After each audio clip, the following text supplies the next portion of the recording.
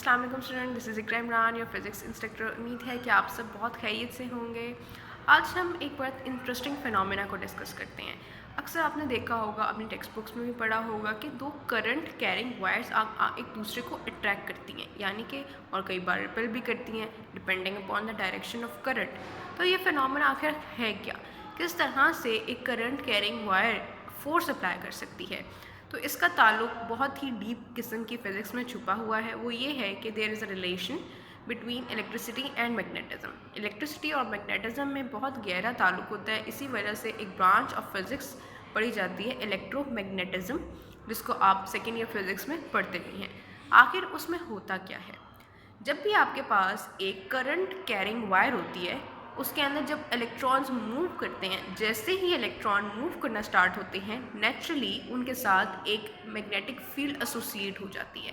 Because of that magnetic field, अगर कोई भी मैग्नेटिक चीज़ उसकी सराउंडिंग में आती है, फॉर एग्जांपल अगर आपके पास एक करंट कैरिंग वायर है, उसकी विसिनिटी में आप एक मैग्नेट ले आते हैं, तो क्या होता है, उस मैग्नेट की वजह से उस करंट कैरिंग वायर पे एक फोर्स लगती है। और आपने देखा होगा अपने टेक्स्ट बुक्स में पूरे टॉपिक्स में भी कि वो जो तमाम फोर्सेस हैं, उसकी वजह से वो जो वायर है उसके ऊपर एक पर्टिकुलर अमाउंट ऑफ फोर्स लगती है बिकॉज ऑफ दैट मैग्नेट। और हम इसको पढ़ते हैं किस तरह से हैं, the magnetic force on a current carrying coil और अ करंट कैरिंग वायर। इस फोर्स की डायरेक्शन आप बहुत ही आसानी से राइट हैंड रूल की तरह निकाल सकते हैं। राइट हैंड रूल भी हम जानते हैं वो क्या होता है, और इसकी बहुत इंपॉर्टेंट प्रैक्टिकल एप्लीकेशन भी है। वो किस तरह से, एक सेटअप हमारी डेली लाइफ में आपके कमरे में बहुत सी चीज़ों के अंदर वो मौजूद है।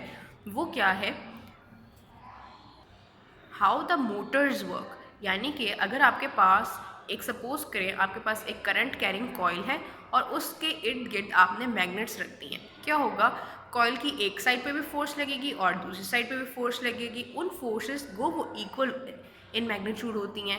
तो नेट फोर्स तो आपके पास अभी भी ज़ीरो है, बट हमने कपल के टॉपिक में पढ़ा था कि जब आपके पास दो इक्वल एंड ऑपोजिट फोर्सेस हों मगर उनका लाइन ऑफ एक्शन सेम ना हो, तो उनकी वजह से एक टॉर्क प्रोड्यूस होता है, and that torque is basically responsible for that turning effect. तो होता क्या है कि आप इलेक्ट्रिकल एनर्जी को मैकेनिकल एनर्जी में कन्वर्ट कर सकते हैं by this simple very principle, कि किस तरह से एक करंट कैरिंग कॉइल पे मैग्नेटिक इन्फ्लुएंस होता है in the presence of a magnet. और ये होता क्यों है, इसकी डीप रीज़न ये है कि हर मूविंग चार्ज के पास एक अपनी मैग्नेटिक फील्ड होती है, and because of that magnetic field, वो मैग्नेटिक फील्ड मैग्नेट की मैग्नेटिक फील्ड से इंटरेक्ट करती है और आपके पास एक फोर्स प्रोड्यूस हो जाती है। जिस तरह दो मैग्नेट्स एक दूसरे पे फोर्स लगाते हैं, same on the same lines एक करंट कैरिंग वायर भी मैग्नेट की प्रेजेंस में फोर्स लगाती है। तो आई थॉट अब आपको समझ आ गया होगा कि ये कितना सिंपल सा प्रिंसिपल है।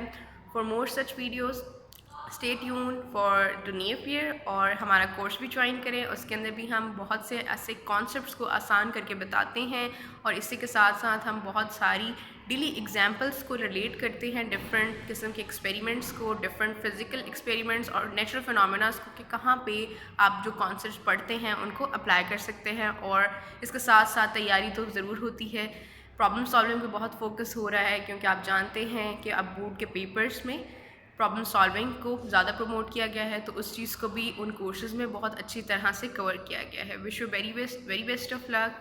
Stay tune to near beer. Thank you.